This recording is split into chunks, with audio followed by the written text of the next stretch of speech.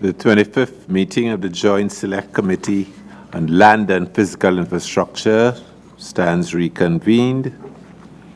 I'd like to welcome members of the Public Transport Service Corporation. This inquiry is with specific focus on the public bus service and maintenance of the fleet of buses. I'd like to remind members and officials to turn off their cell phones or place same on silent or vibrate. This hearing is, of course, being broadcast live on the Parliament Channel 11, Parliament Radio 105.5 FM, and the Parliament's YouTube channel, ParlView. I would like to welcome members of the viewing and listening audience and to inform them that they may send comments via email at itparliament.org or on our Facebook page at facebook.com/ttparliament or on Twitter at ttparliament. Again, I would like to welcome the representatives of the Public Transport Service Corporation and to invite them to introduce themselves. Starting on my left, your right. Good morning. My name is Davis Ravananan, the Deputy General Manager of Finance and Accounts at PTSC. Hi, good morning. I'm Ronald Jagerson. I'm the Acting Deputy General Manager, Marketing and Communications. Edwin Gooding, Chairman. Good morning. Brian Wannett, Acting General Manager. Greetings, everyone, Chairman, members. My name is Garth Alexander, the Deputy General Manager for Engineering at PTSC. Good morning, everyone. My name is Lalita Balasetti. I'm Acting Deputy General Manager, Operations. Good morning, everyone. Jonathan Kamabach, Deputy General Manager, Human Resources. All right. I will now take the opportunity to introduce the Select Committee to yourselves. I'm, of course, the Chairman, Stephen Crease, and we will go around to my left. Wade Mark, Member. Morning, everyone, and welcome. Darrell Smith, Member. Good morning. Level Francis, Member. To my extreme right. Good morning, all. Glenda Jennings-Smith, Member. Good morning, Nigel De Freitas, Member. Morning, Rushton Parry, Vice Chairman. Right.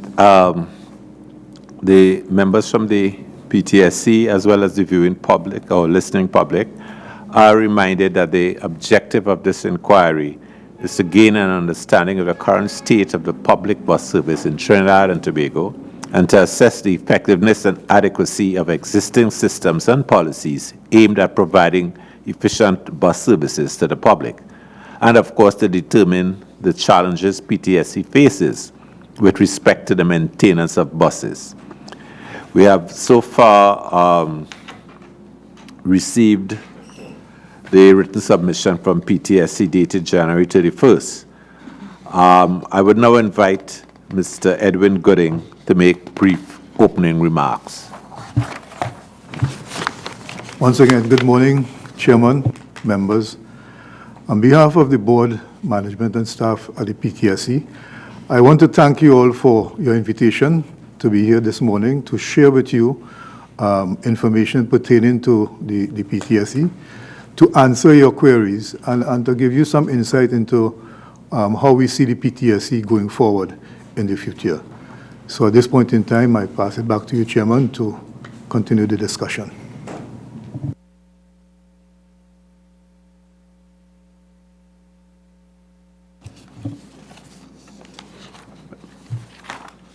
Good morning, Chairman.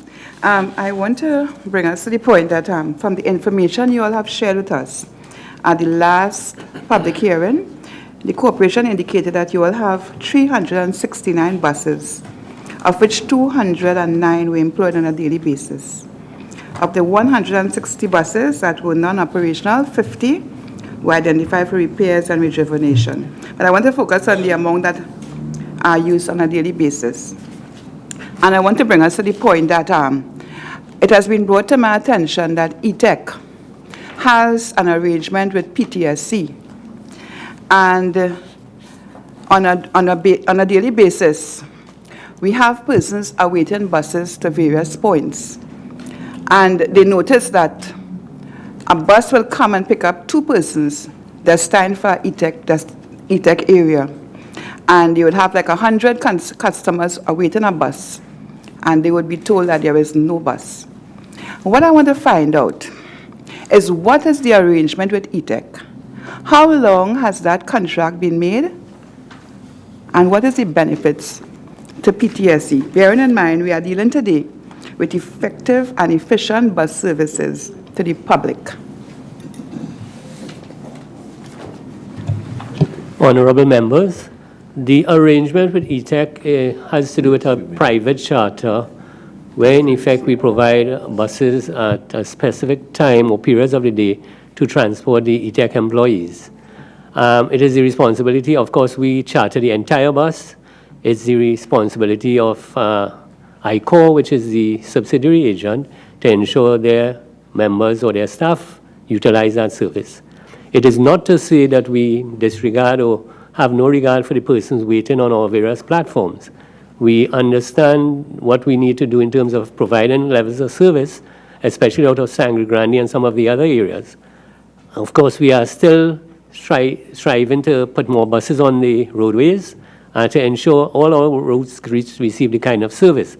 More importantly, the ETEC and the ICOR arrangement, we benefit from income that is also needed for the corporation to sustain its operations. Chairman, I really wanted to get some more specific answer. I want to know when was that contract entered into and the arrangement with that particular contract with ETEC. That contract is more than 2 years in existence now, madam. Could you give me the year, please?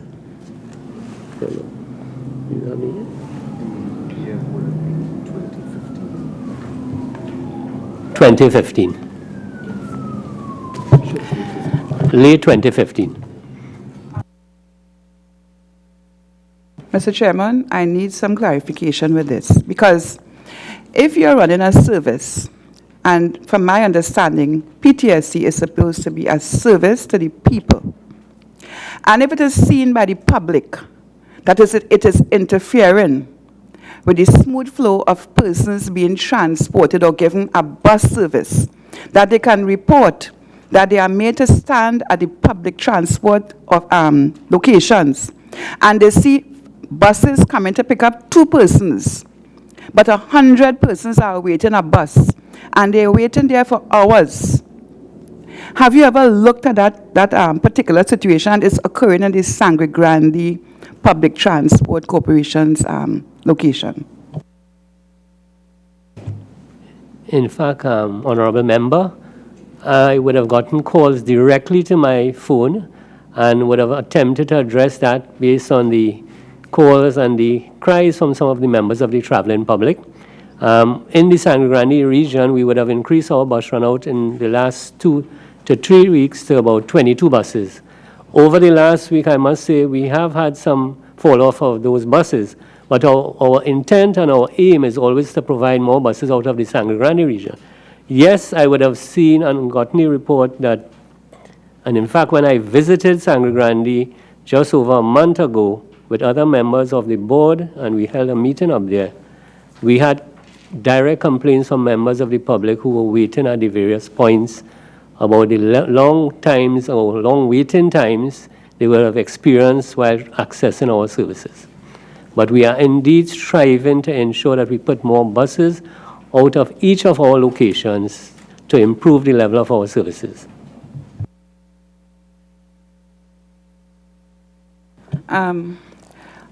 I would like really to have the General Manager Operations get into this particular discussion and to tell me, bearing in mind, that seems to be a problem. What plans you have in the future when engaging contractual arrangement with companies?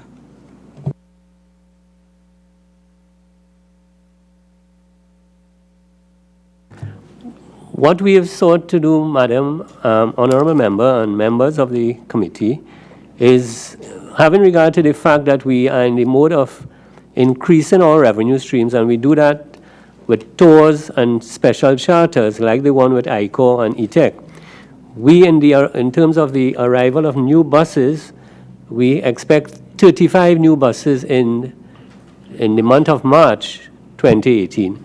And we've set aside a number of buses in that fleet that is expected to arrive in March, which we will devote to the provision of any special service like charters and tours.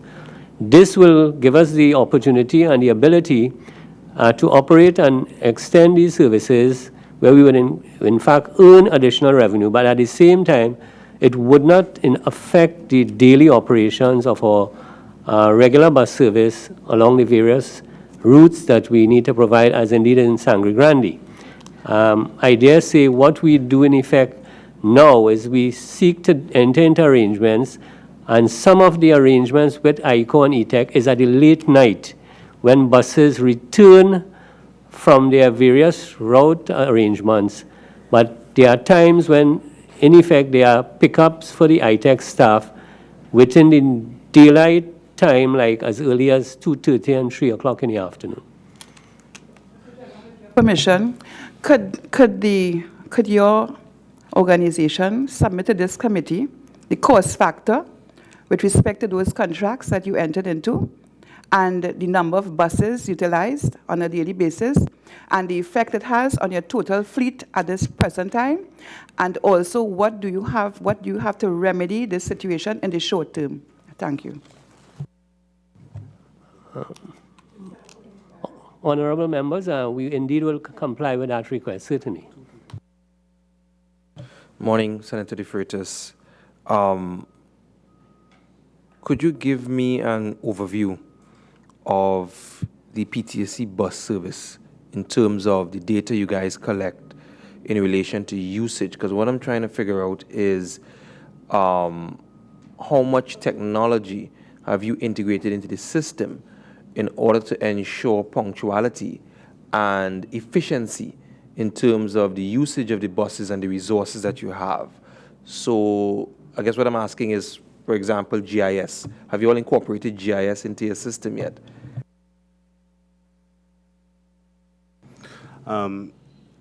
We would have sought to implement in 2012 a GPS solution. Originally, it was supposed to have rolled out on a phased basis, where the first phase would have just been arrival time and not tracking, basic tracking. And then the second phase was supposed to be passenger information systems and using automatic passenger counters, APCs, on board buses so that you can track number of persons coming in and out of a bus at a particular location, on a particular route at a particular time of day, so that you could do data mining and trend analysis and then tailor your service based on those statistics. Unfortunately, the funding wasn't available for that rollout. So there's an absence of electronic data collection at the current time at PTSC. We currently do manual counts on buses where drivers will actually, they will actually record each passenger coming in and out of the buses. That is then processed using an access database, and that is quantified, but it takes a while to get done. To remedy that, there has been, we are supposed to go out shortly for a public tender for the provision of an intelligent transport solution. Once again, that will incorporate that. I hope that answers your question. Yeah, yes, it does. Have you done a cost-benefit analysis on that phase 2? Because it seems to me that that would be very important in terms of increasing the efficiency all around of the PTSC. To me, that would seem to be very, very important and something that should be number one on your list to get done, because based on what you've told me so far, it seems to be a very inefficient process of collection of data. So for example, I cannot figure out how you would know where to put a new bus stop? Is it that a community would indicate we want a bus stop here, and then the PTSC would take that into consideration? And what criteria are you using to determine where you put your bus stops, what routes to use in the absence of data? So what are you using right now to determine where the buses would go and what stops to put where? What we have embarked on as a stopgap measure to deal with that is surveys, where they'll do some sample surveys during the time, and we'll also interview our drivers. We'll also interview our passengers as well. Currently, we carry out customer service surveys once a month throughout the platforms to get information like that.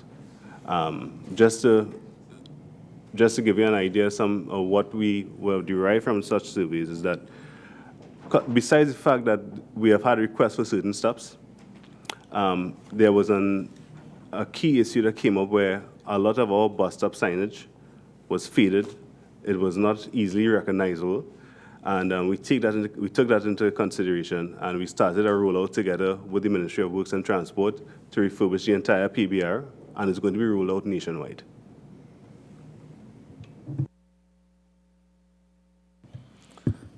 Good morning, everyone. Again, if I could be a little bit parochial like my colleague, Member Smith, ask about the service in my constituency. Well, the PTSC runs service throughout my constituency from Princestown through Tableland to Rio Claro, from Princestown to Barrackpore. And there's a service to Muruga. Now, I knew there was a problem in terms of a road situation. The buses could not traverse a landslip. But the Ministry of Works did a very good job of fixing that road very quickly. I'm wondering about the service to Muruga in terms of the one bus that would go there daily. We are aware of the road condition, and as soon as we get the information, as you refer that the road is fixed, we will send a team to assess the road, and based on that, we will reintroduce the service. Actually, it was fixed about 2 weeks ago. Okay. Yeah. So, by way of information, it was fixed about 2 weeks ago. Definitely, I will send a team, and we will start the service as soon as possible. Okay, that's one. A larger question over arching issue. There is a perception that PTSC cannibalizes its buses to keep its fleet afloat. Is there any truth to that?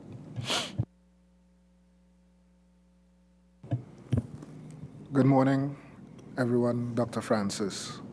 There is some truth to it, let me be honest, and we need to put it into perspective. Now, if their bus has been assessed and we come to the conclusion that it's more expensive to repair the bus than to use the parts available to get other buses operational, then we so make that decision. It is not made in a vacuum. We do the necessary analysis. Up to recently, it is passed through the management team up to the board for approval before we proceed. We tend to find issues now with buses because of their age. They are no longer, I would say, serviceable, or the parts are very difficult to come by. So what we tend to do is, especially for buses beyond repairs, we will put it. The parts that can be reused from that particular derelict bus is used on other buses to keep that particular fleet operational. All right. So I could probably ask you a kind of an unfair question, because I know that depending on where a bus is used, the nature of the road, the usage, other factors will determine its life cycle. But if you had to give me an average life cycle, regardless of road, what would it be generally?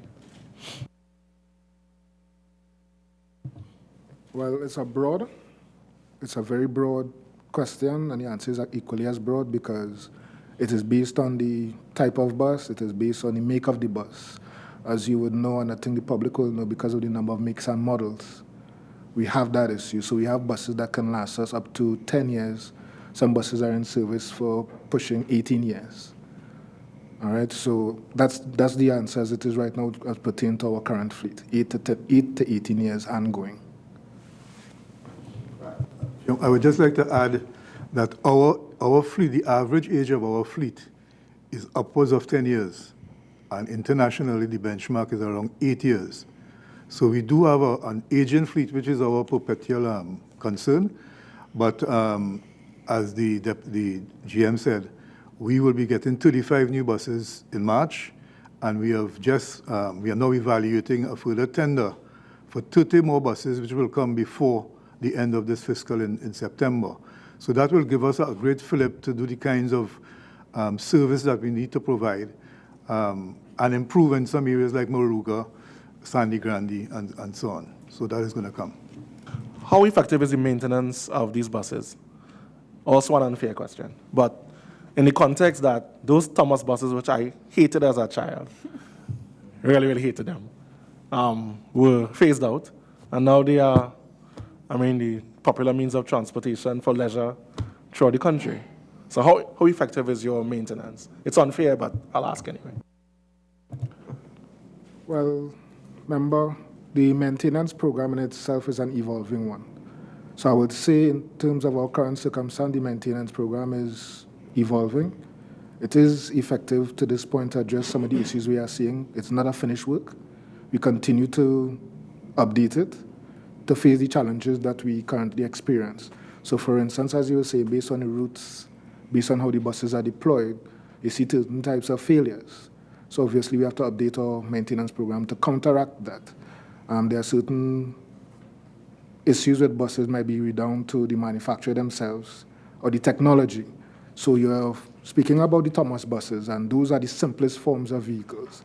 There's no electronics. These are just pure mechanical buses. Everything is mechanical. As the technology for vehicles change and evolve, you start to introduce a lot of electronics, hydraulics. Then you have the different type of manufacturers, so you different type of origins and a different focus on quality. So therefore, while a Thomas bus might give you easily 15 years and then you do a turnaround and get another 15 years, these modern type buses, based on how they are constructed, the chassis, the body, even the components used, because a model today, 5 years later, may become irrelevant. They are no longer supported because of the technology, the electronics. All right, so based on those factors, our PM program are trying to counteract a lot of these things, especially given the diverse nature of our fleet. But our PM program is, again, evolving to treat with the issue that we face. Thank you, Chair. Thank you. Thank you, Mr. Chairman. I would like to direct this question to Mr. Ragunanan. Mr. Ragunanan, can you paint a picture of the financial position of the PTSC as of February 2018? Thank you, Honorable Minister, member of the committee. I will try to, the best as I could.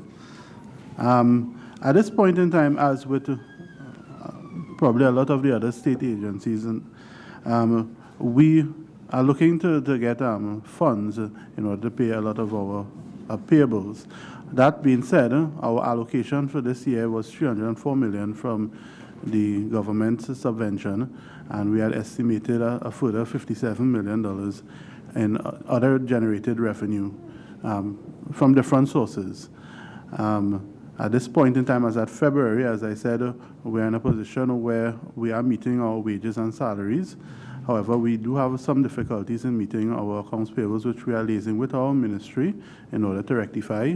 And we are in the process of ensuring that we are on track through the direction of the board in collecting all our outstanding receivables that we have. So at this point in time, that is where we are. Of course, there are a lot of room for improvements. The efficiencies expected through the implementation of the strategic plan that the board has came forward with, will certainly see some additional revenue generating abilities of the PTSC and some measures of saving costs, bearing in mind the situation we are in. Can you quantify to this committee, Mr. Ragunanan, the current value in terms of the debt that PTSC has, and perhaps the amount that is owed to PTSC? And if you can identify who are the creditors and who are the debtors of the substantive amounts, can you identify it here now, or perhaps provide it to us in writing? If possible, member, could I provide that in writing? Sure. Now, you referred specifically to some government subventions, right? And I understand that to be a subsidy, basically to subsidize the operations of PTSC. To the best of your knowledge, in terms of the percentage of the subsidy, is it in line with a global average in terms of what governments may subsidize public transportation? Have there been any study on that to see if we're within average or we are over average? Any comment on that? I may best pass that particular question to my GM, who may be more informed. I would say that at this present time, we get 80% of our funding through government subvention. Honorable Member, I would want to admit that we have not really done any studies to gather information to see what is the subsidy in other jurisdictions. In light of that, I mean, you mentioned, if I heard correct, 80% in terms of what the subsidy is. And to me, that is a very large amount to subsidize any business at the end of the day. But I'm hearing also that there are contracts in place for tours and other revenue-generating opportunities.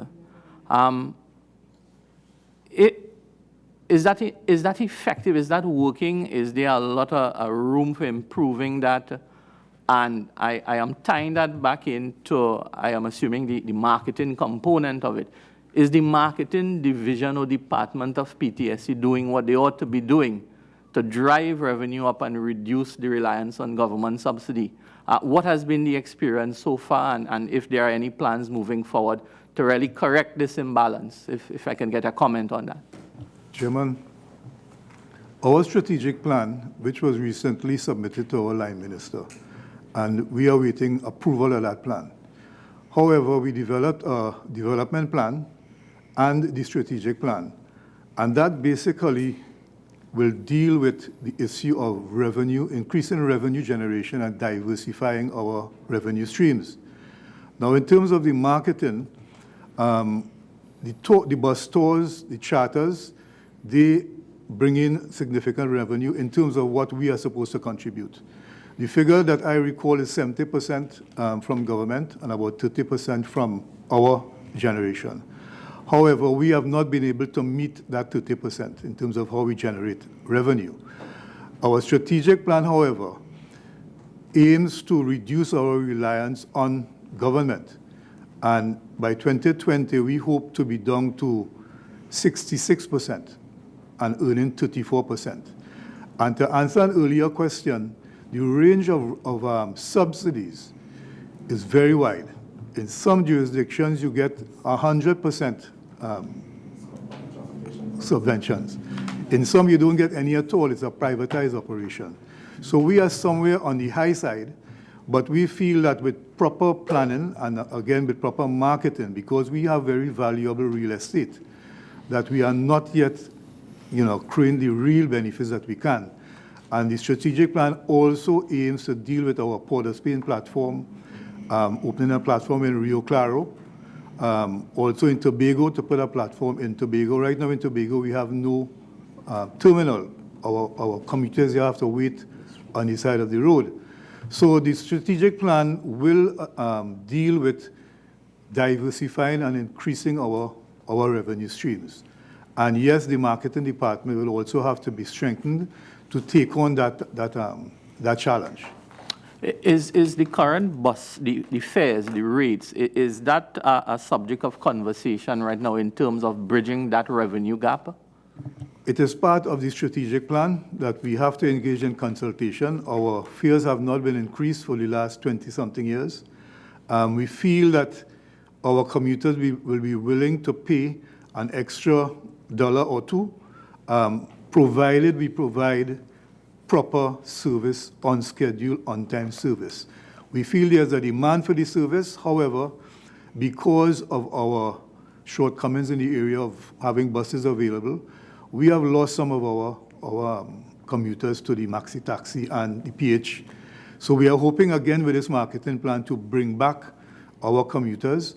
One of our short-term measures is to really optimize the use of our priority bus routes and use that as the thoroughfare for and the main core of our business, and have shuttle services across, because it will help us in terms of having fewer buses to use that model to get to some areas where we do not provide service right now. Last question, Mr. Chairman. In terms of the strategic plan and the marketing and this rollout, is that something that you think we would see as a general public in 2018 execution? Member, we are very pleased to say that we have already started the execution of this plan. As you know, we have to get official approval, but some of the things are so basic that we have already embarked on that plan. And we feel that before the end of this year, we'll be able to see an improvement in the quality of service that we provide. I don't see us before the end of the year achieving 100%, but some of our main routes will be reinstated before the end of the year through this particular plan.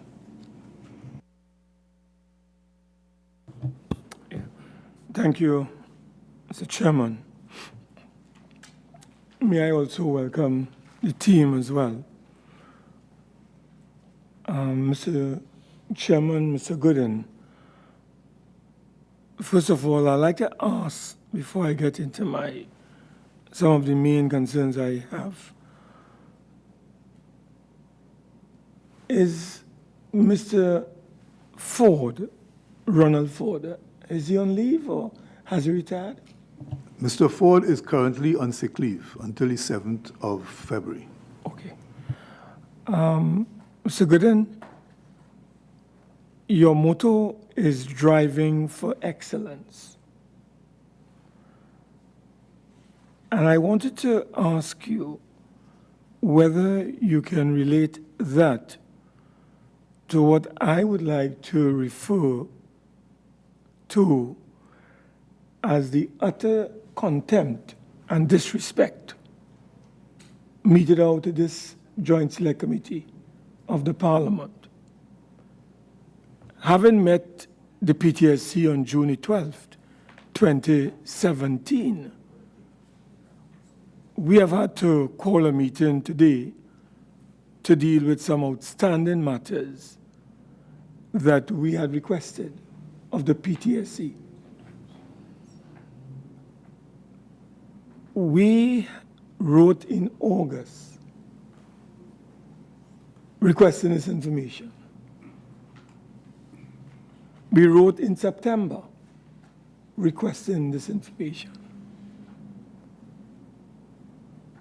We went to November.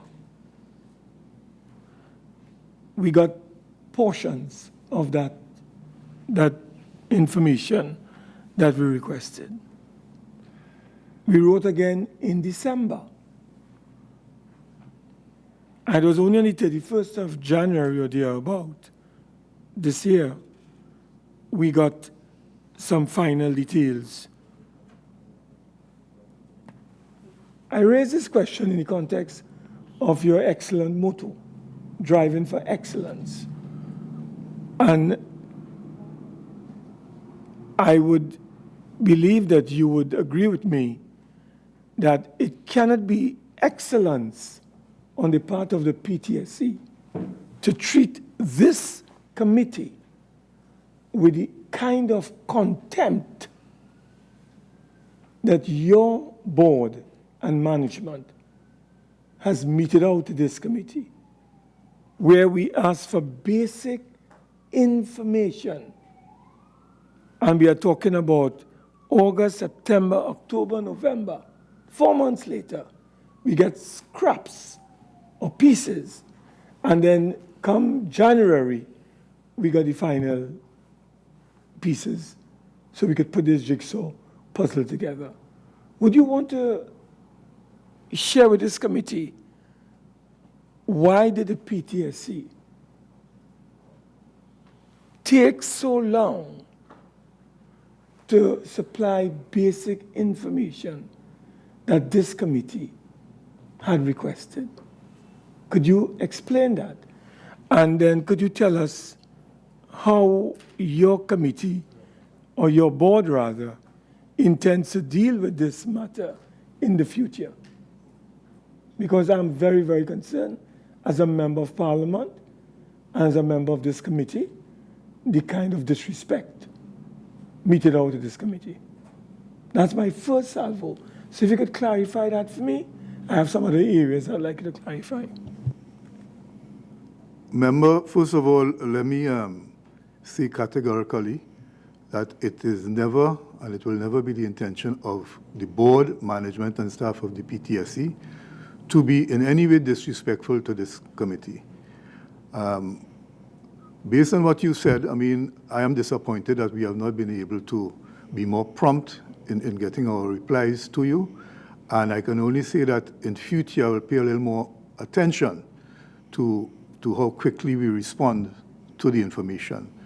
I know now that we have maybe just around three items outstanding.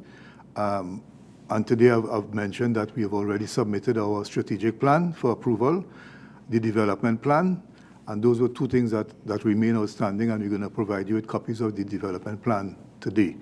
So I can only say going forward, as we strive for excellence, that we will look at, and I have the management team here, who I know I will get their commitment to do much better than we've done in the recent past.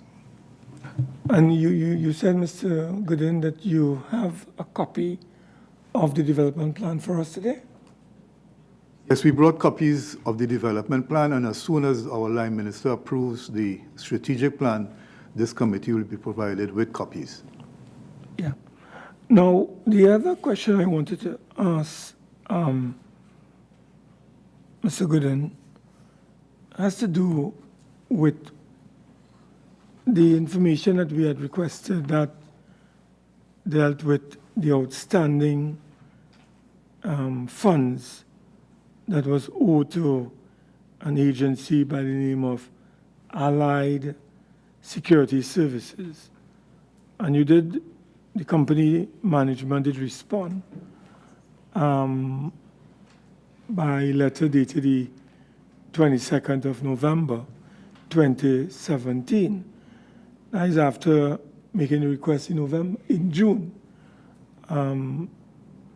But it came in the form of correspondence to you in August. Well, we got information that this company was paid between January and June of last year, some $3.6 million for services provided, and that for the period July to October 2017, some $975.8 thousand, or just put it at $976,000, remain outstanding due to lack of funding. That would have been on the 22nd of November. Could you give us a status report on the situation involving this company? Honorable member, at this point in time, it is correct, we did pay $3.6 million, and at this point we are owing about $900,000 to that particular firm. That's for the period of, I believe last year, October to January this year.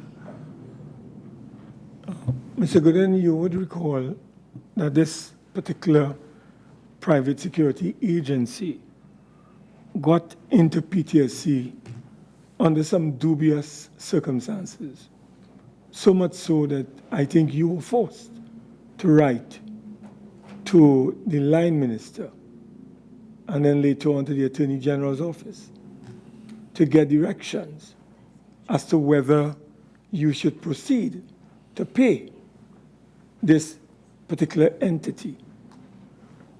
Could you provide this committee with the facts surrounding the entry of this company into the PTSC compound and family? And could you provide us with any documented evidence on this whole transaction? So first of all, share with this committee from your experience and knowledge of this Allied Security Services, how did they land on the PTSC compound? What processes were utilized by the PTSC to engage this company? and whether there was any competitive tendering processes involved, or whether this was a sole selective arrangement involving this particular agency. Would you want to highlight or clarify for this committee how this agency arrived?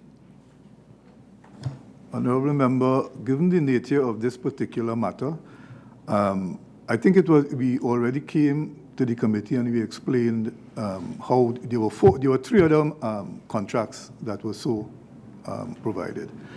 And to go through the detail of that, I'd prefer if we can document it and provide it to the committee. We would appreciate that very much if you can document and provide details of this entire transaction. Certainly, Member. For the committee. Now, the other area I wanted to ask, you said something that caused a little alarm bell to go off.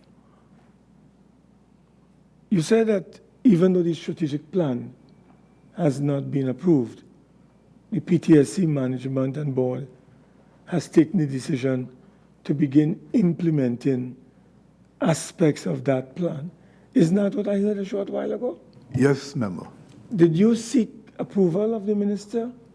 Because the state enterprises performance monitoring manual, while it's a guide, it's very clear that before plans, strategic or otherwise, are implemented by state enterprises, statutory boards, etc., they need to have the approval of the line minister in total and not partial. You would agree with me that you would have needed to get some kind of approval from the line minister, even to implement aspects of your plan. You would agree with me on that? Yes, Chairman.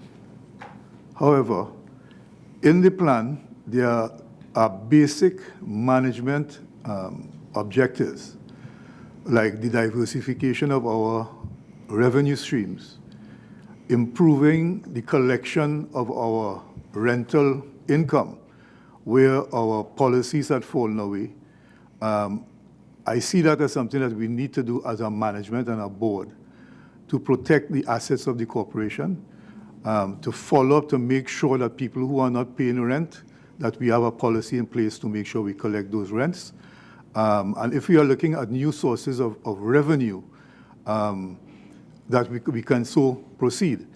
Any structural or any major development aspect in the plan will not be pursued at this point in time until we have the approval of the line minister. But Mr. Gooden, you would agree with me that you are in breach of the arrangement that is outlined in the monitoring manual on state enterprises. And you are also in breach of the normal practice that would in fact be observed by any other statutory authority or state entity. And my advice to you, and I'm sure that it would be important that you write to the line minister. If this strategic plan is so important, and I have no doubt it is, because this is a plan that we were told since June that you were pursuing. It only reached the desk of the minister, according to your submission, in December of 2017. So we understand the urgency and the importance of the plan for the development, growth, and transformation of this important utility. But my submission is simple. Would it not have been best or better for the board of the PTSC to write a letter to the minister seeking his approval for the items that you have just outlined, and make sure that you were not breaching that arrangement that has been traditional, as well as not breaching the state enterprises performance monitoring manual. Would you not agree with me it would have been the better approach to take to approach your minister in writing, letter, get his approval? Honorable Member, the strategic plan, I agree with you that the strategic plan needs to be approved by the minister.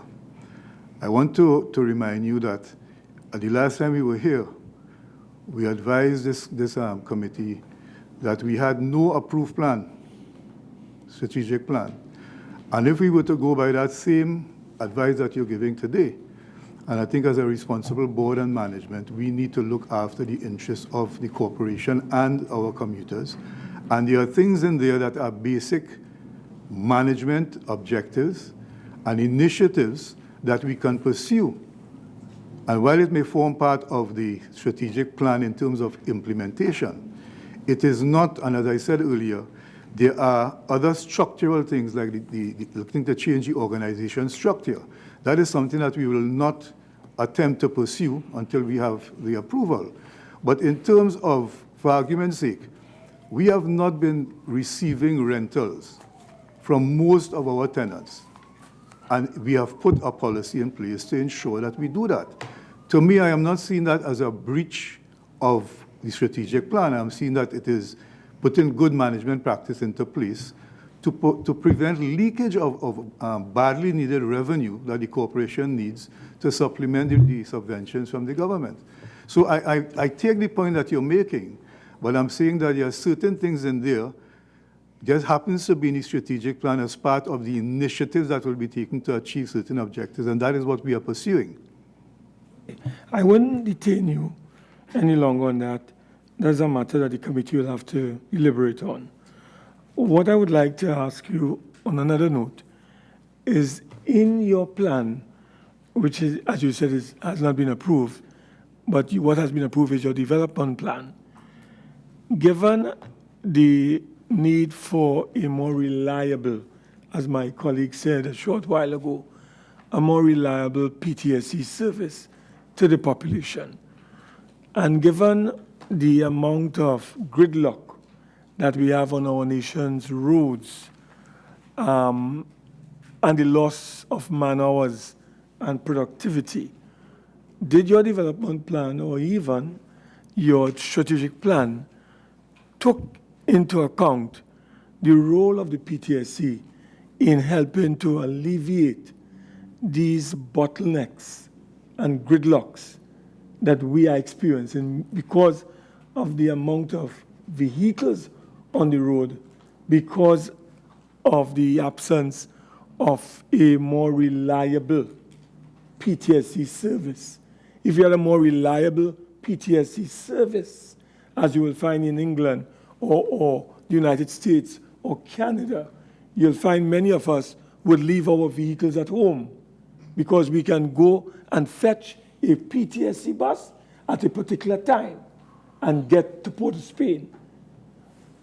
Could you share with this committee whether aspects of this gridlock, absence of productivity, the need for us to have a more efficient and reliable PTSC service, have these things been taken on board in your development plan?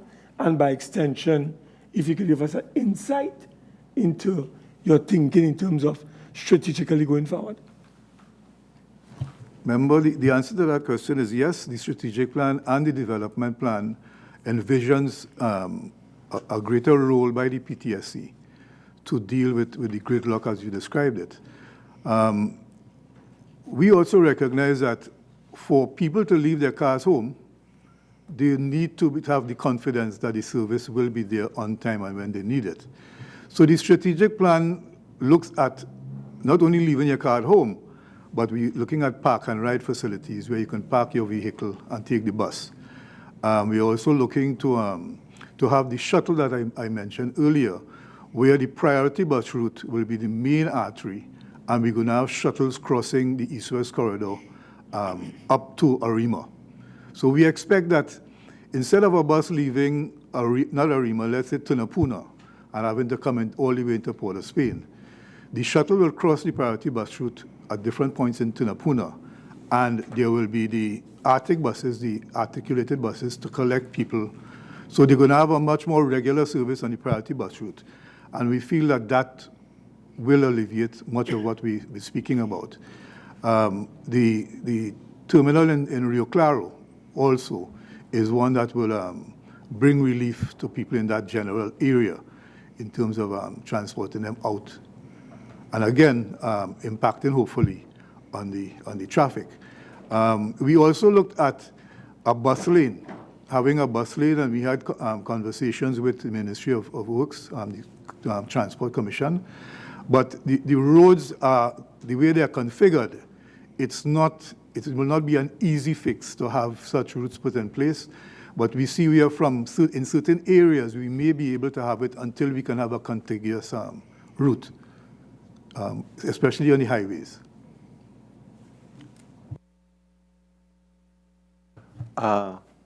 Just to cater for viewing public, I have a question that has come online.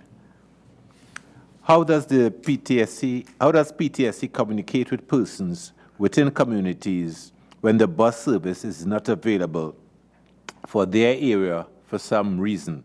Can consideration be given to sending blast text messages to passengers in affected areas, such as is done by the Inter-Island Ferry Service?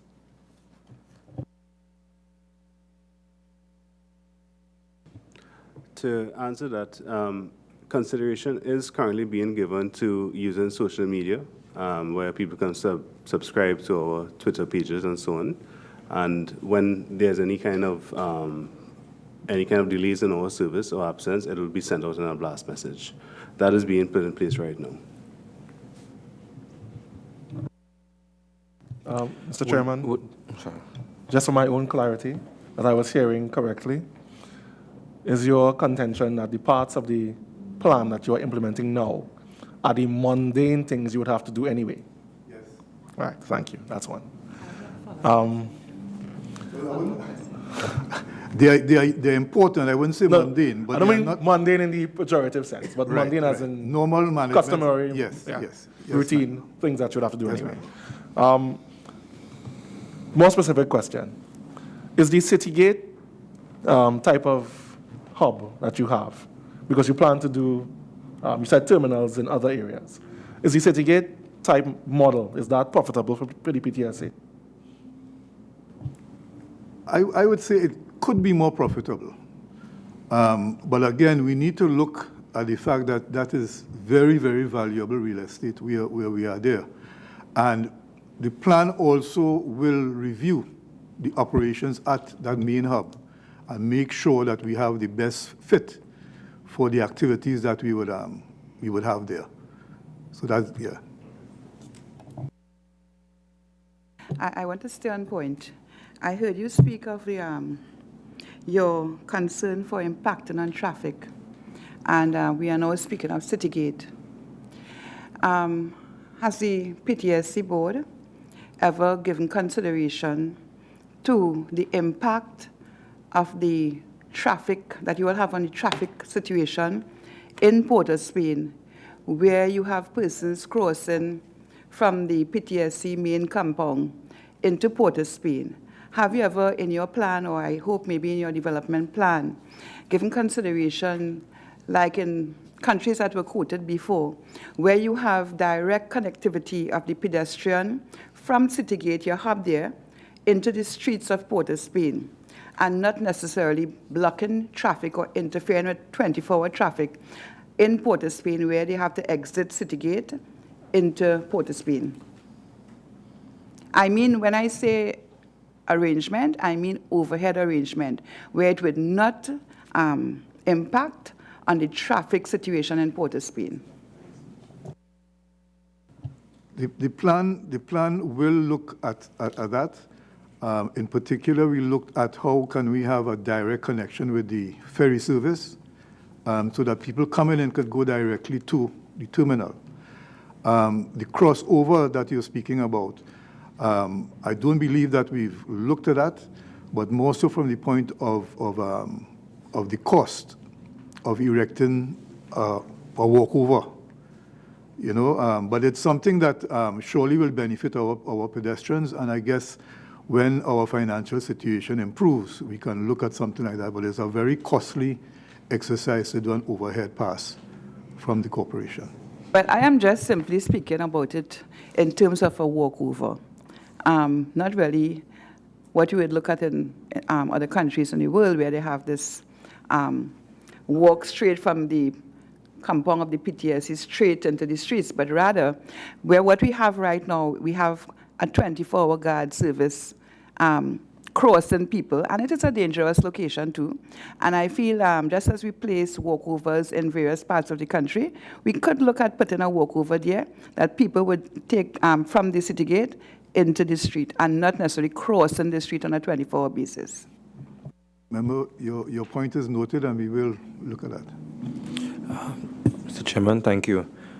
Quick question. As I've been hearing, you mentioned revenue generation, and just for my clarification, in previous submissions, you indicated you had 369 buses. Are those buses the same or similar type, or do you all have buses of different sizes? The fleet is configured in different sizes. We have the 33-seaters, we have 45-seaters, we have 60-seaters, and we have the Arctic buses, which has 72 seats. 72 seats, and we have standing room also. It takes it up over 100 people can travel on those Arctic buses. Because I keep coming back to, in terms of revenue generation, that data collection issue, which to me seems to be the Achilles heel of this whole thing. If you knew exactly how usage was, then you would know where's the best place to spend money and everything like that. And then I'm going on to the whole idea of the cannibalism of buses. Is there a particular reason why you don't sell these buses to sort of offset some of the costs? That particular topic was raised at this committee before, with respect to why. And one of the reasons that we do not sell the buses is that the PTSC took a decision in terms of what its core business is. And we felt that we were actually going to be selling buses to people who would compete with us. The PTSC has an arrangement where we provide a particular license for private PSV license, public, where people with capacity over the maxi taxis, they have to come to us and say what is the nature of their business, and then we will recommend to the Transport Commissioner to issue such a license. I must also say that many of the buses that we see on the road now are not buses that would have been sold, right? They appear on the roads and we don't know how that happens. In terms of the cannibalization of buses, I believe that our DGM engineering explained that that is an extreme case where the buses have to be no longer roadworthy. We have to go through the whole audit situation of showing where the bus, the disposal of the bus. And as every good practice, we will ensure that the bus is not sent down to Tantique with usable, valuable parts that we can use on other buses. So it is cannibalized from that aspect, and not saying that we are taking a running bus and start taking off parts to keep other buses going. But wouldn't you say that competition is not a good enough reason for why you will not generate revenue by selling these buses? So for example, if by selling these buses, somebody privatizes a bus service that seeks to benefit the people of Trinidad and Tobago, then that is something that's good.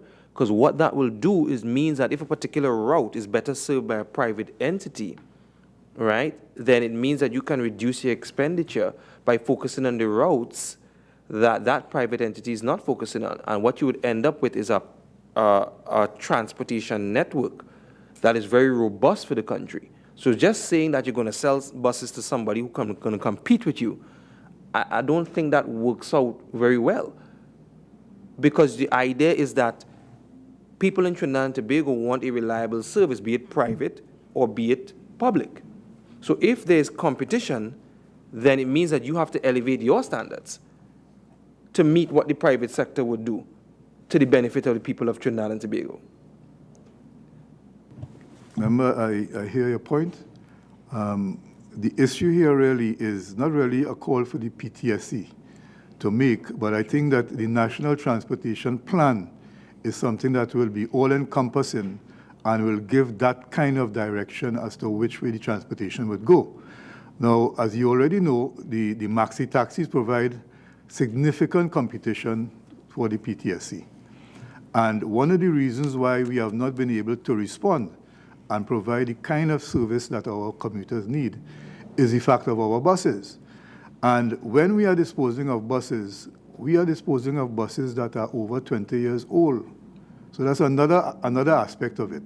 Those that are still running would be the ones that would have been, I don't know when we would have sold those, because right now it's just the carcass that goes down to Tantique.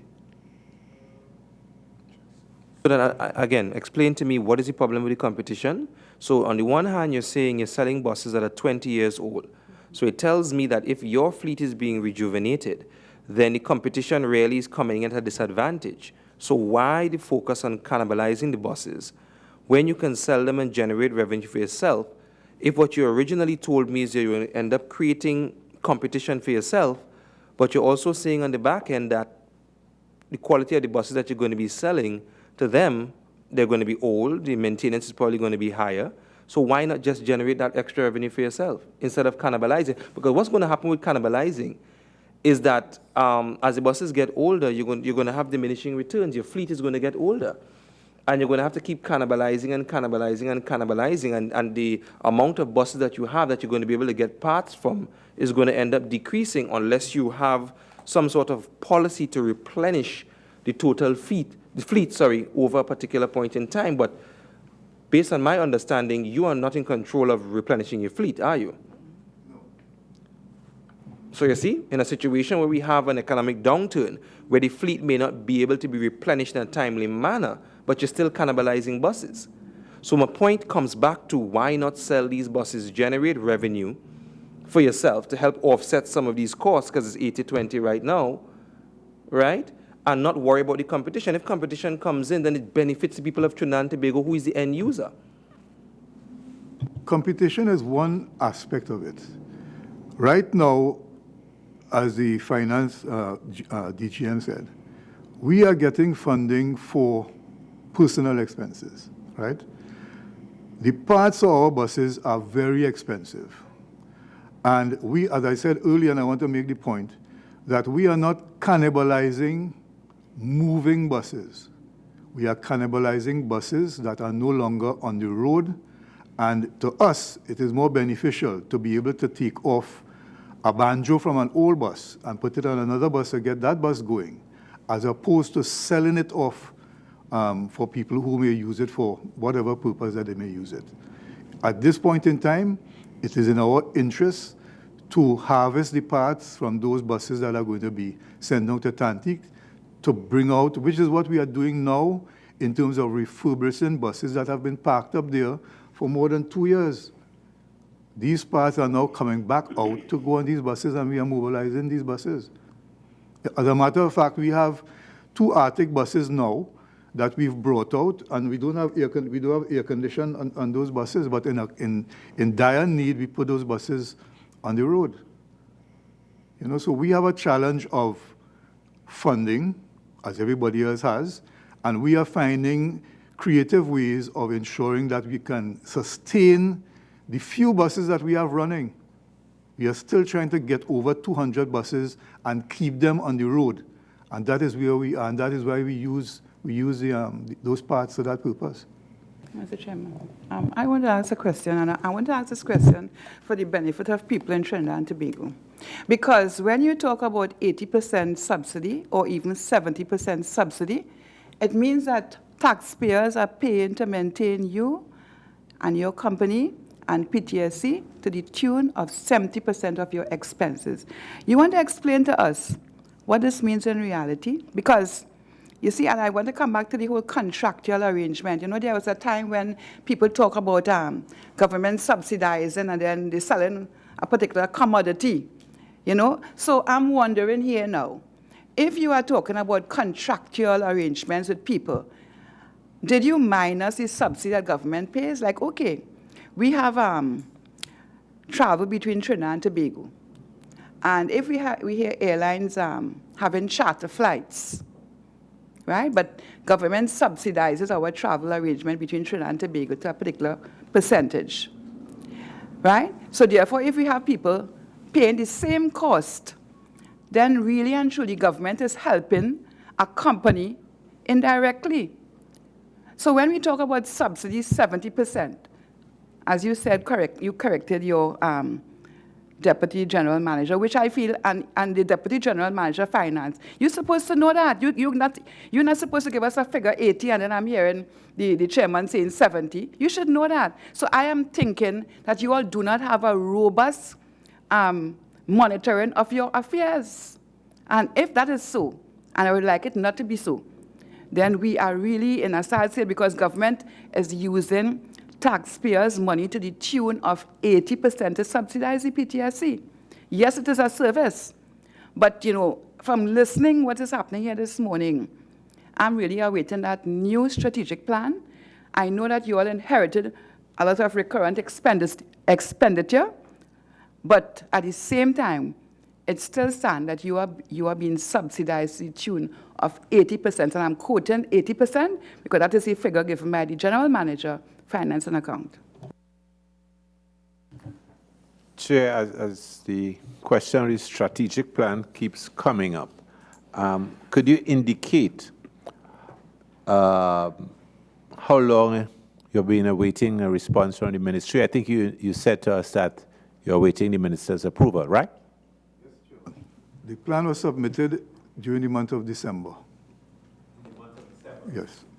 Of December? Yes. Last so December. Not a very long wait. Okay. Yeah. So it's current in the overall scheme of things, and we're going to keep following up.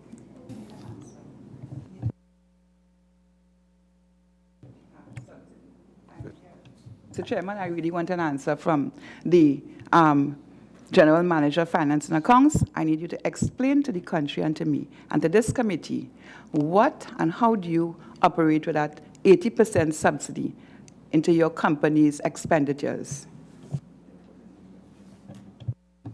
And what is the current figure of expenditure and how does it work? Because people listening, they need to know more, what it means. All right. Thank you, Honourable Member. At this particular point in time, the funding that we get from the government of Trinidad and Tobago funds the wages and salaries, funds some of the operational costs for running the buses, which is the maintenance, the fuel, and also for security. All other costs are funded by whatever internal monies are generated by the corporation. So that is how the 80% is really. Mr. Chairman, I need him to speak figures. You need to speak figures for me. Sure. I could quote, but if I may, I prefer if I could send a detailed account of that to the committee at a subsequent time. Is that possible? To help my colleague. Anyone can answer. Of the routes that the PTSC runs, and we're just talking dollars and cents there, how many of them are profitable in the conventional sense? Just assist my colleague. None of the routes are profitable at this time. Okay. And I think, Chairman, we need to also remember that for the last 26 years, we have not increased our fares. And that is something that we have to, while it will be very sensitive, we need to face that head on and look at how we can adjust those rates. Before you increase the fares or even talk about increasing fares, you have to match that with quality of service. It's not about increasing fares just because 20 years pass and it's time to increase fares. You need to ensure that the quality of service matches any increase that you want to have. But secondary to that, can you tell me what is the operational cost of just one bus in the PTSC? I don't think we can have that kind of granular information about operating one bus. And that is the problem. That is exactly what we are saying. It seems as though the corporation does not know, and therefore you cannot even begin to speak about increasing fares, because here's what's going to happen. You're going to increase the fares, and the same problems are going to permeate, and it's not going to do anything for the quality of service until you can get that granular information and that data so that you can efficiently put the fleet out there to maximize revenue. It makes no sense talking about increasing fares. 20 years, 30 years, 40 years, doesn't matter. You need to get that information out there and utilize the technology that is available now so that you can know what to do, and therefore you won't have to be taking parts, because here's what is striking me. You're talking about taking parts from buses, but in the management of any bus fleet, maintenance of that bus must be put into the financials. So why are you taking parts from older buses? It should be, you buy a bus, you know the lifespan of the bus, you have in your financials provisions for getting parts, and when the bus crosses a particular lifespan, you sell that bus and get some money back. What I'm hearing from the PTSC is this: the bus is not bought by the PTSC. It's being used for tours or whatever else to generate revenue, which is fine, plus the routes that it's running. And then at some point, the bus breaks down and it's sitting there, and then you take parts from that bus to keep the other buses running. That doesn't seem right to me. And then on the back of that, you're telling the population about increasing fares. Why? Because 20 years passed. That's not a reason for increasing fares. And Mr. Chairman, it's a common practice with many of our service-oriented agencies that the first thing we jump to do and recommend is an increased fares. But if you want to increase fare, would you, by extension, tell government that you would reduce the amount of subsidy that you are requesting? Where's the justification? Chairman, I need to say very quickly that the position that we're talking about increasing fares was mentioned as part of a strategic plan. There is no intention at this point in time to consider raising fares. And again, I think I made the point earlier that we have lost some of our commuters because we have not been efficient and we have not been able to keep our service at a particular level. And one of the things that we have to do is to regain that confidence and the trust of our commuters. And one of the ways we have to do that is to improve our service, which I also mentioned that next month we're getting 35 new buses and 30 before the end of September. And that will bolster our fleet both in Trinidad and Tobago. And one other point, over the last 5 years, I believe, correct me if I'm wrong, we've only had 35 buses purchased during that time. This is the first set of buses that we are having since over the last 5 years. So there is a case where, while we may have preferred to have a regular changing out of buses, we have not been able to do that in the last 5 years. Also, we have buses running that are 20 years. So there is a challenge financially where we do not have the money to buy parts. And it is only a natural progression that we move to buses that are laid up to harvest those parts. So it's not a practice of simply taking a bus and cannibalizing it. It is the situation that we are in that is pushing us in that direction. But I want to make the point again that talking about justifying fare increases is not a topic that we have before us right now. Thank you. Mr. Chairman, through you. Mr. Gooden, is there any legislative prohibition for private companies to enter that market in terms of a private company wanting to provide bus services for parts or if not all of Trinidad and Tobago? Any legislation prohibits that from happening? I believe the legislation, the act that governs the PTSC, gives the PTSC the sole right to provide transport services and to facilitate such services. And that is why we have the PSV, where people who want to run like private tours and like where they have hotels and they want to have buses, they come through the PTSC for us to give our blessing that that can happen. But do you think that there is I know in some types of businesses, for instance, like Tenant or even WASA per se, the mere size of the market prohibits more than one player, perhaps even the technicality required. But in terms of the public service transport, do you think that there is enough of a size of a market that it could allow for multiple players, well, if not multiple, at least a second player to improve competition, as Senator De Freitas said, which improves the service overall to the nationals of Trinidad and Tobago. But in terms of your understanding of the market, is there room for a second player in public transport service? My gut reaction to that will be no, because right now we have major competition from the maxi taxis. They move more people than the PTSC. All right, so that when you look at a bus service per se, and we are hamstrung because we do not have the buses to provide the level of service. If we had 300 buses up and running now, I could deal with a conversation about competition because we have not been providing the service properly. But as I said, we are hamstrung in terms of the buses that we have, and in short time we should be up to 300 buses. And I think after we have that in place, we can have that conversation. Okay. I have two little areas that I just want to touch on before we move on.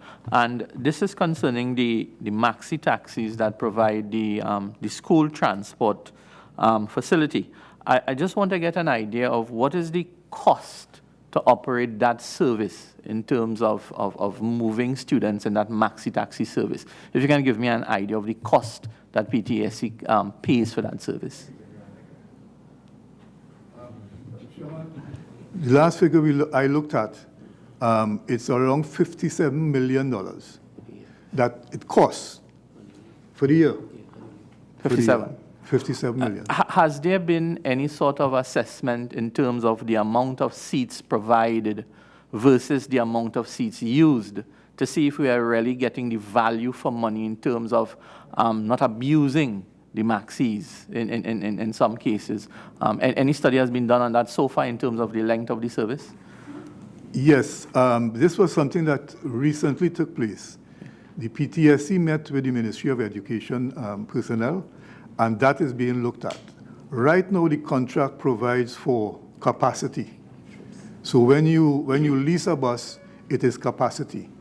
And it is incumbent on the principal to ensure that the maxi is fully utilized. And if it is fully utilized, then they can also recommend that another bus comes on board. That has not been the experience, and we do have instances where the buses are running not to capacity. However, in view of that, we have also not been renewing leases where people give up the lease. So that is one we are trying to match the volume with the capacity that we provide. Because one of the challenges that we're facing, and I'm assuming in a lot of the rural communities that we face similar issues, where our students are performing much better and they're going out further. So for instance, in 5 years ago, one maxi to St. Stephen's College was sufficient. Now I think they need about 3. And there's always a jostle. At one point in time, the one maxi that takes students to San Fernando, the students had to come to an arrangement as to who stays home on what day to get another student on board to make sure that they share a bit of the transport. And that was a bit unfair to some of the students. And we've had some challenges trying to work out with PTSC and the schools to put on additional maxis in those areas. So hence the reason for my question, if an analysis was done. Perhaps if there were areas where there was a very low percentage of usage of seats versus seats provided, that cost could have been transferred to areas like Mayara and so on, which there is a dire need for additional service, especially even going to Sandy Grande. So that was one area that I wanted to get a bit of clarity on. And on 2 occasions, you mentioned about the Rio Claro terminal. Can you give me any sort of idea as to how far along has any plan been provided, costing, technical design, anything has been done? Because we spoke about this a year ago when you were here last. anything has happened in regard to that area in terms of Rio Claro? I think what we were hoping to get to progress that particular project, we didn't. But I believe our DGM properties, Mr. Oh, he's not here. But we did get some funding because that project had started through UDECOT. Is it UDECOT? NIBDEC. NIBDEC is the lead on that particular project. But the funding that we got in this fiscal was not sufficient to progress it much further than where it is now. But it is still a live project. Okay, thank you. On the question of other sources of income other than subvention or the fares that you collect, what are the other sources of income? We have rentals. We have commercial space at the various platforms, and we have 3 terminals along the priority bus route. We also have advertising space, and we only recently got approval to have advertising along our main wall by the lighthouse there, and that is going to be a lucrative income to come from there. So the rental, the tours, we have private tours, we have charters, and those are the areas that we On the question of rentals, do you have a problem with tenants paying on time? Yes, Chairman, we have a serious problem, and that's why I said that in terms of policies, one of the objectives the last time we were here was to make sure that we reviewed our policies. We have done so, and the policy for debt collection is something that we have now put back in place, and we are pursuing many, I will say many, of those tenants who have not paid for over 2 years. I wanted some feedback about those tenants. What are the numbers like? How much is owed? How many tenants are in default? And what kind of periods we are talking about generally that they're in default for? Chairman, some of the detailed information can be provided in writing, but just to let you know that the outstanding term is as much as 2 years that they wouldn't have paid. Could the finance people present here give us an estimation of what's the outstanding figure? It doesn't have to be deadly accurate, but to get a sense of what kinds of monies we are talking about.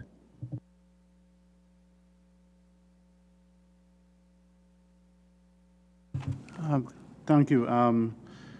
At this point, I believe, I don't have the exact figure here, but it would be approximately close to 3 million. 2 to 3 million. 3 million? Yeah. Okay. Osman Bearing. You go ahead. Yeah. Mr. Gooden, I would have read, as many of us here would have read, a statement to the effect that the population, the taxpayers, were being taken for a ride, were being fleeced because of what was considered to be I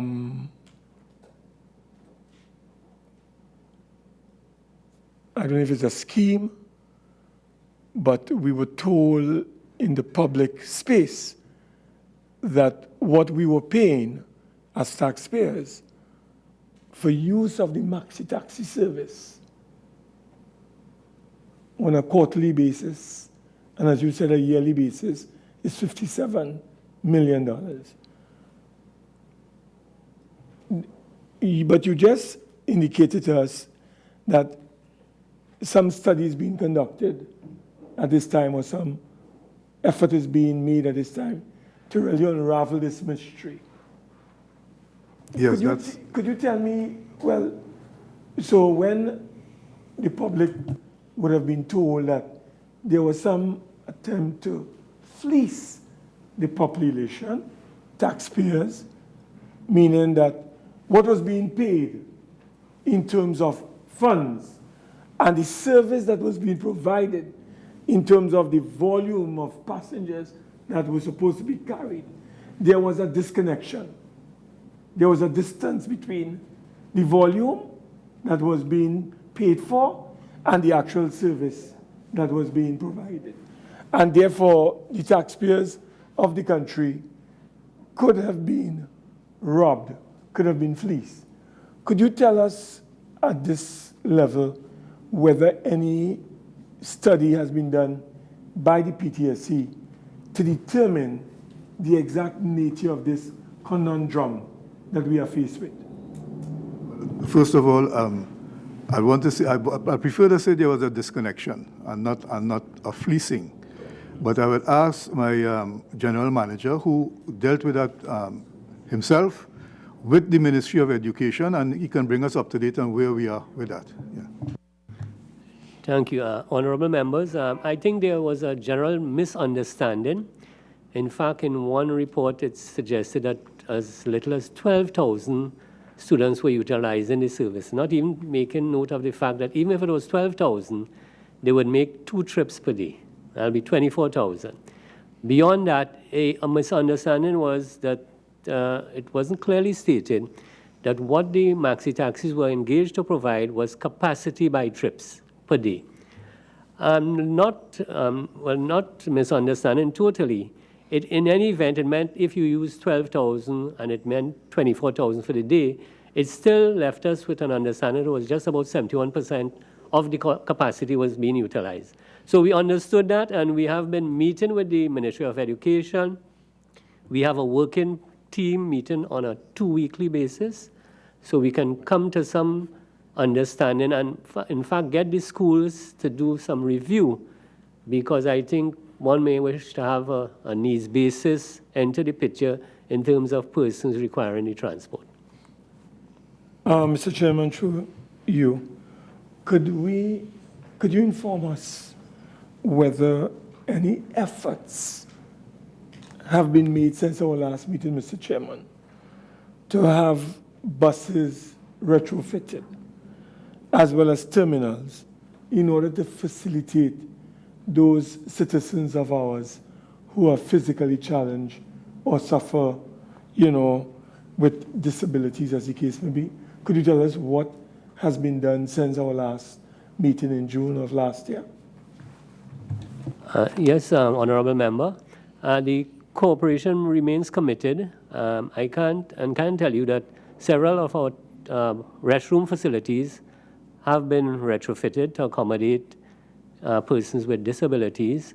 Indeed, our buses that we provide services along the main thoroughfares, we take on a number of people who are considered walk-on passengers who have disabilities of one sort or the other. But we have buses that are being spec'd. In fact, our specifications are taken into consideration those persons. So buses that arrive in the country would have special features. They will have drop seats to accommodate wheelchairs that can be strapped in. They are low floor profile, and they will be able to take on persons who will step on and with ease and comfort those persons with disabilities. Chairman, may I ask Mr. Gooden, the 65 buses that are expected between March of this year, September of this year, would those buses be designed to accommodate specifically the needs of those physically challenged persons? That's the first point. And the second point is, are we going to begin the process of rationalizing our bus fleet so that we don't have 30 or 28 brands of buses in a fleet of 300 or under 300 or beyond 300? When we get the 65 new buses by the end of September, October of this year, would we begin the process? Would we see, as a nation, the commencement of a rationalization as we move forward into the future? Thank you, Member. The buses that are coming, we are calling them the universal bus, which will take into account the disabled. So we'll be moving away from the El Damo fleet, which is in keeping with the bus rationalization plan. So these buses, not all of them, will be fitted with, as the GM said, fitted with the facility to accommodate the disabled or differently abled. The rationalization of the fleet, again, in keeping with the rationalization plan, the strategic plan addresses how we are going to come down from 24 different models down to a figure like 4 over a number of years. So that is part of the rationalization plan, and that informed the strategic plan.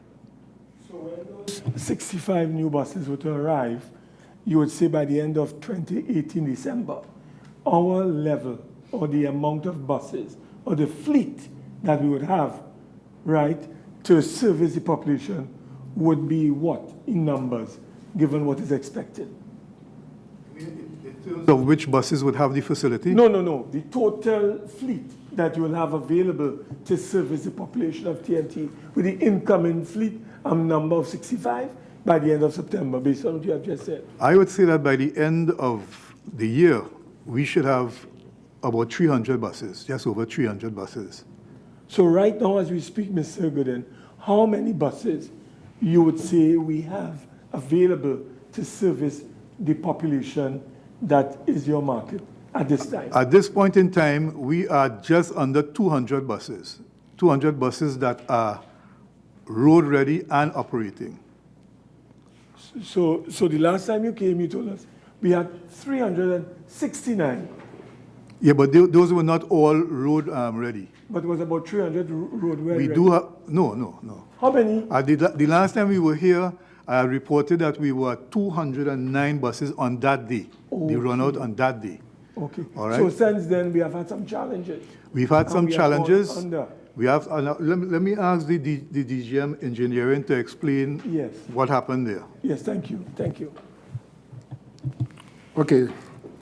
Well, just to elucidate on what the chairman would have spoken to, our current operational core stands at about 360 buses. That includes the El Damo bus, which we tend to refer to as non-revenue buses. But the core revenue buses stand at about 337 buses. Now, our run-out during the December period, early January, peaked at about 215 buses total, including the El Damo service. Now, we had some challenges in terms of parts, acquisition of parts, the situation with the foreign exchange, because we don't manufacture these things here locally. We are on a drive. We have been maintaining buses better. We have been repairing buses more thoroughly. So as the chairman indicated, we are looking towards, with the current fleet, pushing to about 230 buses and upwards of that within the next 2-3 months once the parts are here. With the complement of the 35 buses that are coming, that should move us closer to about the 270 mark and then beyond. So yes, correct, based on what we have and the fact that once we get the parts, that's a big thing with us. Once we get the parts to repair the buses, we should be in a position to meet that 300 plus mark upon the arrival of those new 65 buses. Could you share with us the situation as it relates to a universal transportation card? I remember that we discussed this matter where we can have a universal transportation card issued by the PTSC so that, somebody can have a card, for a month or a year, as the case may be. Where are we with that in terms of traveling any part of Trinidad and maybe even Tobago? Currently, we currently have subscriptions available to the public for selected services where they can purchase a travel card for the period of a month and even more at the current time. But where do you want to go in terms of your vision? Well, definitely we would like to expand it. However, not given the manual way we do it right now. We need to have that platform, that information technology platform, and it is a component that will be that is included already in our IGT that's about to go out for future development, where we will have that that IT platform to facilitate travel cards, to facilitate card readers, not only card readers, but using your phone as well. You could top up on your phone and then have a reader on the bus. You could put it on. But like I said, it's costly, but it's in the making, it's in the works, and we are planning to have that on in the future. Just to add that part of the strategic plan is to have a paperless environment by 2020. Chair, just clarification again.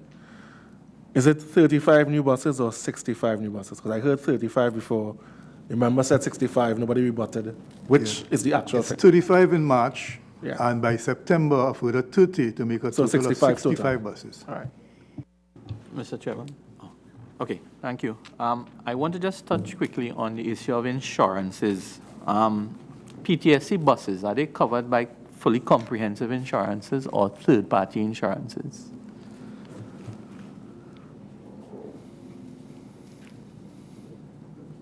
The PTSC has insurance coverage on all of its fleet with public liability coverage as well. Public liability as well? Yes. Can you give us an idea of the number and value of claims that may be pending against the PTSC in terms of insurance claims as it stands now? You have any idea of that at the moment? Honorable Member, I would want to ask the committee that we submit that information. We can provide that information. Okay, and in terms of the maxis that transport the students, do they follow the same type of insurance requirement in terms of having both public liability together with third-party or comprehensive insurance? Honorable Member, yes, they must, and it's a very stringent screening process to ensure that they meet that requirement. Any existing claims against PTSC from any negligent act on behalf of the maxi drivers on that particular service so far, as you are aware? As far as I'm aware, no existing claims, Honorable Member. So they have been functioning very, very well so far?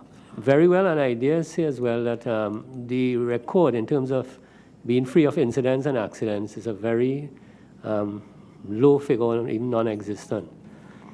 Okay, and lastly, I just wanted to touch base on one particular incident which I would like the PTSC to consider. Right now, we do have a massive landslip in the Augustine area, which is prohibiting the buses from getting to Mayaro.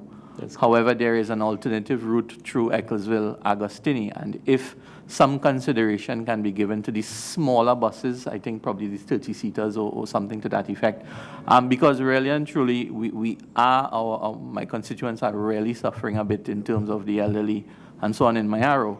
And the real challenge here is, getting the smaller buses to Mayaro, and if that can be facilitated, yes, that will help us quite a bit. Honorable Member, we are quite aware of it, and I would have, in fact, the team has already been instructed to go out there with the 33-seater, smaller size bus, to ensure that we could provide some level of service for the communities out there. Any idea of how soon that particular service may be ready and up and running in Mayaro? It just requires a rerouting. That could be done by the end of the week, I can assure you. Okay, because I understand that the repairs to the landslip is earmarked to start at the end of this month, and it may go anywhere between 60 and 90 days. So we're looking at the middle of the year. So the service will be much needed, as much as possible until the landslip is repaired. We are given the assurance, I will give the assurance that we will go there before the end of the week to ensure that service is rerouted and put in place. Chairman, I just want to ask just for clarity, through the Vice Chairman, you asked for the insurance claims. Is it for just the buses or across the board? No, I was interested in terms of the buses. I'm looking at the drivers and whether there is a high level of negligence in terms of your drivers and so on. Okay, thank you. Yes, since you all have been here last year, I want to ask if there has been an improvement with regards to adhering to schedules. And can you supply us with the amount of missed trips for 2017?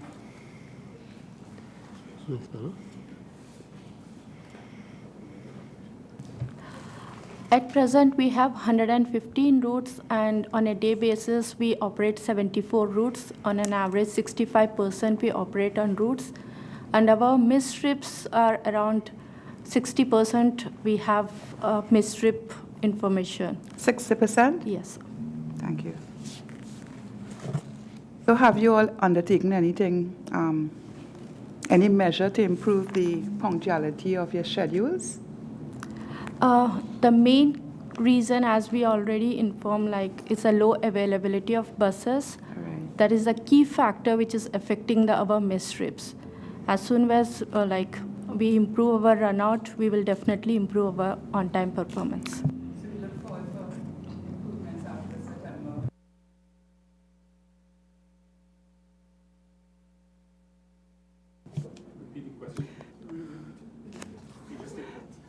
No, so that we'll look forward to improve services after March and in September, much improved services. Yes, that Thank is. you. Thank you.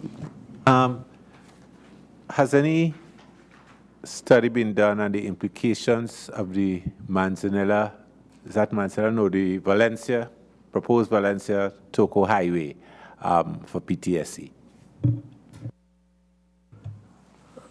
Chairman and members, that is a matter that would have come to us for some time now, and we are looking at that. We are researching it to see where it will place PTSC and what would PTSC's role be in that development. To return to broader issues, you had referred earlier on, I think the chairman had referred earlier on, to the question of the National Transportation Plan. Where are things with PTSC in terms of that? That plan is really from the ministry. That's the influence. Yeah, it's the Ministry of Works and Transport that drives that plan. We would be a major part of that whole development. And you want to give us a sense of what are the implications of that in terms of a revised role for PTSC?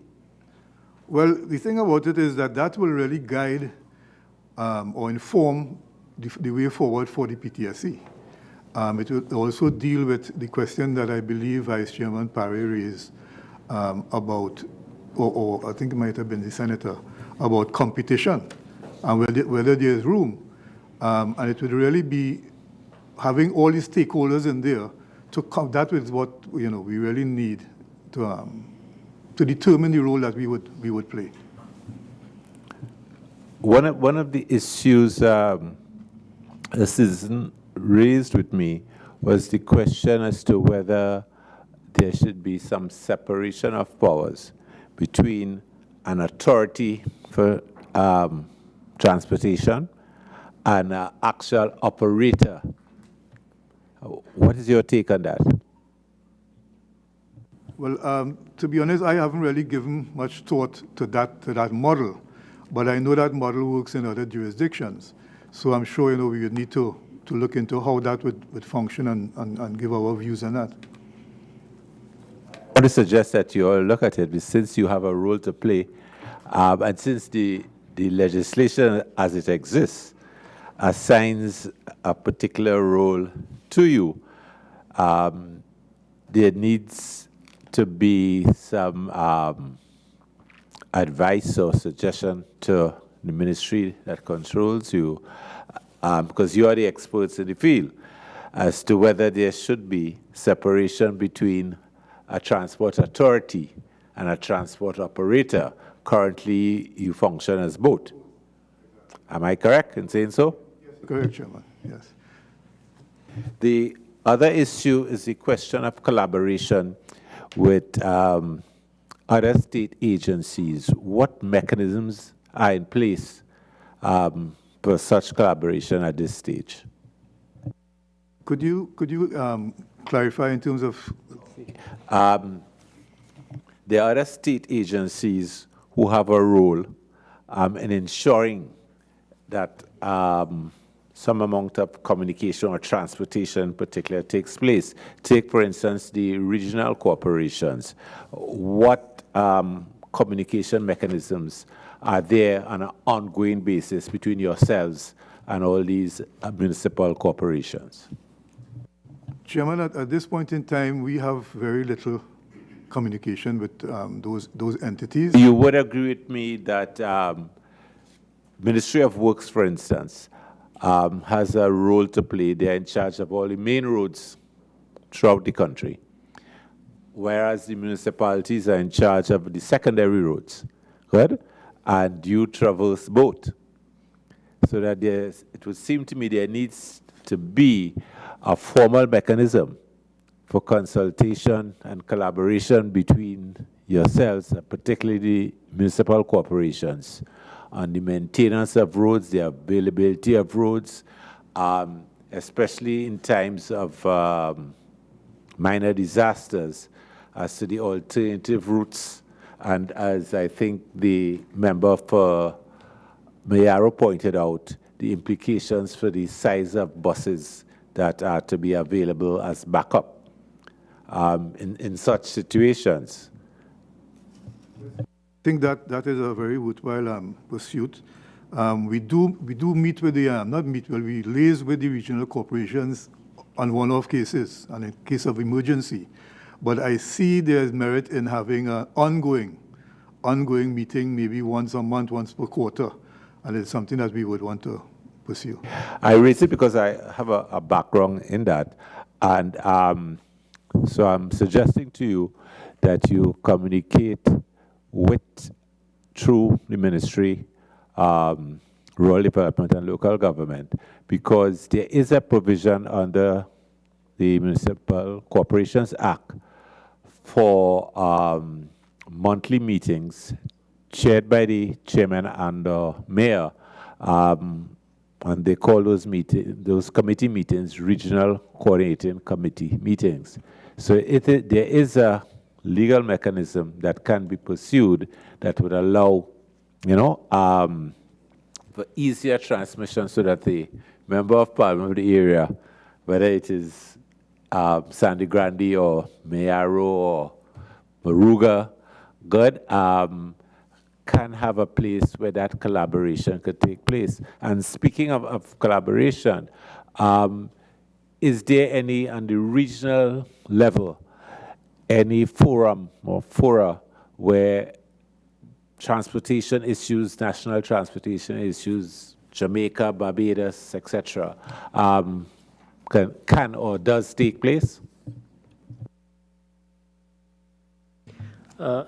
Chairman and members, at one time the PTSC was actively involved in a National Transportation Association, and by extension that took us to various conferences within the region, Barbados, Jamaica. We have sought to revive that collaboration, and we are hoping, and the hope is in 2018, that we can see some meaningful return of that level of collaboration. And the last occasion where the association was supposed to have the conference in Trinidad, it didn't happen. So we are probably looking at where next, and we can revive that level of undertaking and collaboration. I'm raising that from the point of view of ensuring that we don't have to reinvent the wheel, because many of the problems that we may be discussing here that may be, targeted in a strategic plan, are being handled by similar organizations throughout the Caribbean, and therefore collaboration with them. And the thing about it is, earlier there was a reference to how well we are using the latest technology to our advantage. And my take on that is that sometimes it isn't even necessary to have formal physical regional meetings, that you could do it via Skype and all the IT technology available, so that the cost of doing these meetings are really just the cost of transmitting, as opposed to airline tickets and hotel accommodation and so on. We could do that face-to-face meeting perhaps once every 5 years, that time period, but the annual interaction could take place via Skype.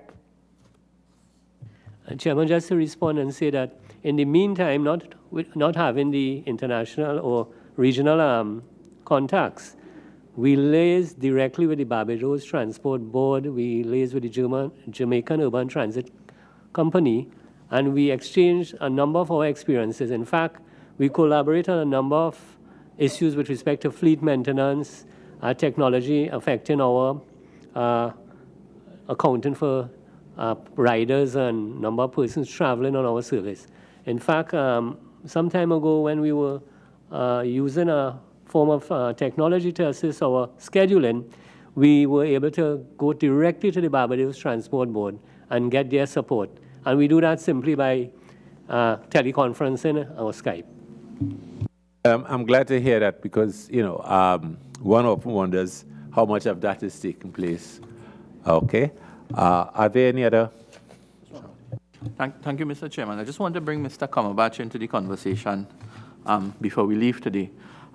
In terms of the staffing at the PTSC, is PTSC overstaffed at this time, or do you have several vacancies that need to be filled at this time? Well, good afternoon, everyone. To the first part of your question, that is a bit of a difficult one to answer this immediate. This is my 9th week at the PTSC. I've embarked on a department-by-department review to ensure that the departments, as we all know, evolve, even beyond the established templates. Being as it may, my colleagues here are well aware. I've been knocking on their doors just to make sure that its evolution has remained and is currently relevant, their needs as they are staffed right now. Speaking on the larger picture, the company itself has experienced a 4.4% decline in terms of staffing to 1628 presently. And I'm calling that figure as at December 31st, 2017. There are active recruitments underway regarding some internal, of course, mechanics, etc., and several senior positions. I mentioned this is my 9th weekend. The DGM Finance would have recently joined as well, internal audit, corporate secretary. We are close to signing the deal on a manager for purchasing. Logistics, very important positions all. So at a senior and at a junior level, there are some vacancies that are being actively pursued. Any first level view in terms of the areas where you have the deficiency in terms of either engineering, administrative, management, any particular idea of where you have seen that area where you are looking to bring on capacity? Any first thoughts on that? Well, clearly at a senior management level, there is a clear role for decision makers to make things happen, to assist in whatever initiatives the board and senior management would like to effect. That is a key part to being filled. Otherwise, at junior and technical levels, I have not determined particular skill set gaps. I can't speak with conclusion. There are ongoing trainings that occur. The coming of the Chinese buses has required a special type of training. Personnel have traveled to China, and there is going to be follow-up in terms of train the trainer, etc., for the internal staffing. Otherwise, great focus is being placed presently on doing the right thing all the time in terms of quality maintenance. My colleague, Mr. Alexander, has implemented assiduously a maintenance schedule and the culture that comes with that in terms of no longer patching and fixing, quick fix the problems, but taking the long view to ensure that the buses ultimately, a larger percentage come out on time as against just immediate quick fixes. And this philosophy is being applied to all. There are several internal grievances I would have encountered that speak to workarounds being employed in the past. And anyone can tell you in industrial relations, these things don't end well. They come to bear, and it's my task to now repair. Okay. In terms of HR litigation, in terms of employee issue, dismissals and so on, are there any current litigations against PTSC or matters that have ended up as HR issues in the courts? Anything that you've been brought up to speed with in terms of numbers? Is there a high prevalence of it As this is this is your 9th week, you said? 9th week onto the job. Have you been briefed on any numbers or particular I have issues? been briefed. I believe the total, I don't want to speak with an exact figure with me, and one of the other positions recently brought on is that of the legal manager, and she and I have been working to differentiate between IR and civil matters being brought against the corporation. To your question, I believe the figure exceeds 35 matters in different stages of completion. There are matters that may have been completed that the commission is appealing. I see. With merit. Okay. Thank you. Yeah, thank you, Mr. Chairman.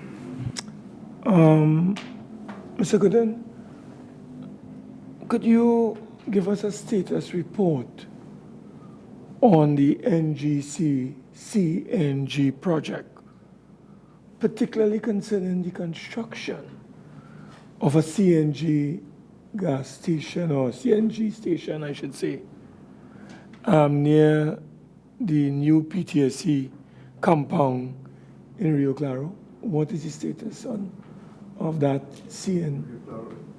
No, we were told the last time when you were here in June that you were constructing a new bus station or terminal in Rio Claro, and that you would have taken the opportunity to work with the NGC to construct or to have constructed a CNG station there. We just wanted to know what is the current status of that. The project in Rio Claro did not progress to the extent that we would have liked because we didn't get the funding to take it further. So right now that is more or less on hold, and so we have not gone to the next stage of working with the CNG people. The other area I'd like to have clarified is that those new buses that are coming in from next month, and those in September, would they be CNG ready?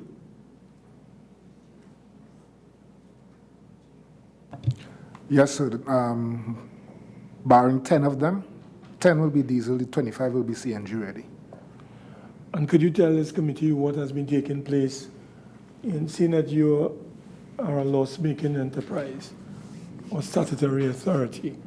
Could you tell us what has been done to convert your fleet and bring them in line with the CNG, which is the way that we are going in terms of clean energy, and particularly when we take into account the recent Paris Agreement on climate change? All right, member, I will have to approach this response very cautiously, because though we are mandated to convert diesel to CNG, doing our investigations, our research, attempts, it have led us down the road to see that this is probably not the best idea in terms of converting. That is why in purchasing of new buses for the fleet, we are focusing towards CNG buses. And as you would see, 10 of the buses, or the 35 that are on there, were still diesel, because those buses, in terms of their power, their output, still has their place. Those buses will be specifically geared towards Tobago, with the terrain, etc., where we see the CNG buses, based on the terrain, may not be the best suited. So again, in terms of converting the fleet from diesel to CNG, you would have experienced some challenges with that, and you realize that it's probably not the best thing to do. In other words, if it is we do that, we will lose power, it may not be the most efficient, you will encounter a number of issues because, again, the bus wasn't designed for CNG in the first place in terms of its engine capacity, fuel storage, because you know this CNG needs these tanks, these huge tanks, which you see some of them some of them are in the base of the vehicle or on the roof. So the conversion represents some challenges. So we have taken a position where we will maintain the diesel buses as much as possible, keep those engines running as efficiently as possible, and the new buses that are added to the fleet will represent that conversion or that change over to CNG. Many, if any, buses would have experienced this conversion given the challenges that you have outlined? To my knowledge, I would have seen 3 of them on the compound that attempts were made to convert in different types and different body shapes to convert, and the end result was not a good one. So that whole experiment, you would say, has been a disaster and a failure? I would take it as a learning experience. A learning experience. Yes. Just let me ask Mr. Gooden on this one. Mr. Gooden, we know that there was a tragedy some time ago at PTSC. Could you tell us what specific measures are being taken by the PTSC to manage and secure its many prized assets? Because we know your assets really is supposed to be very rich in many respects, and you want to secure those assets. Could you tell this committee what steps or measures have been taken to secure those assets? Well, first of all, I don't know which particular... Take, for example, we know that there has been a lot of pilfering. Pilferage, okay. Pilferage in terms of your spare parts. Okay. So that is one aspect of it. Okay. So could you tell us what measures have been taken to beef up security so that, for instance, that effort that has been ongoing to some extent, where people are removing spare parts from, secured areas, how are we dealing with that? How are we treating with that? Well, the main thing is really that we've bolstered the security, the physical security. But in addition to that, we have installed CCTV cameras, mainly down in our main platform. And the plan is, during this year, we receive funding to set up those cameras in other areas and set up a central monitoring station where we can see the entire corporation at one location in Port of Spain. We have seen a marked reduction in pilferage. We've also instituted the gate checks, which kind of fell away. We're also doing the gate checks. And I'm happy to say that we've seen a major reduction in pilferage in our corporation as a result of that. You said a marked reduction, so there is still some element, because with the best security system, people still try to undermine the system. Would you say, or would you share with us what percentage continues in terms of pilferage of your spare parts? What percentage? I wouldn't have an exact percentage, but I could say that it has reduced more than 70%. Okay. All right? Okay, thank you. All right. Are there any other questions from members? Okay, I want to take this opportunity to thank the Public Transport Service Corporation for coming here this morning. And just by way of closing, reminding you of the need to collaborate with other government agencies, departments, and ministries, and the benefits that could accrue from that. Because there's a tendency within the state sector to operate in silos, when collaboration would definitely be the better way to go, both in terms of training and development and fraternal services. Because over the years, PTSC would have accumulated a lot of capacity with regard to vehicle maintenance. Good? And I always found it interesting when VIMCOT was created as to whether or not within PTSC there existed a capacity to perform that role. Good? And it is a question of the way of seeing. Good?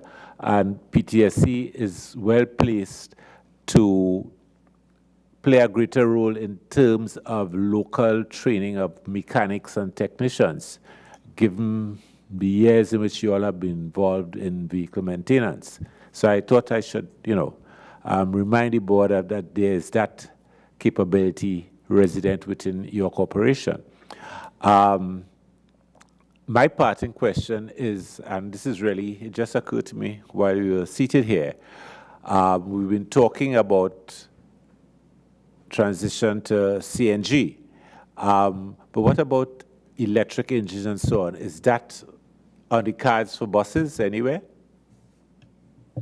Chairman, the strategic plan looks at hybrid buses also, and also a rethink of going the whole hog with CNG. So we might look at a combination, but surely we are looking at alternative green technology. Well, at this stage, I would invite you, if you care to make any closing remarks to the committee. Yes, Chairman. I just want to, first of all, thank you all for your advice, the points that you've raised to direct us in a particular direction. We've taken your advice on board. The PTSC remains focused on providing a much better service than we provide now. We are seeing some light at the end of the tunnel where we are getting these new buses, and I think we have the support of our line ministry to continue to improve on the capability and the capacity of our corporation. There are areas in some of the far-flung areas that we are not providing service, and we feel that those are the areas that need service more than others. And in the short term, with the buses that we are bringing on board and those that are being refurbished, we will be focusing on those areas to reinstate those particular services. So on behalf of the board, management, and our staff, let me thank you all for having us, and rest assured, we will take your advice on board. Thank you very much. Sir, this meeting now stands adjourned.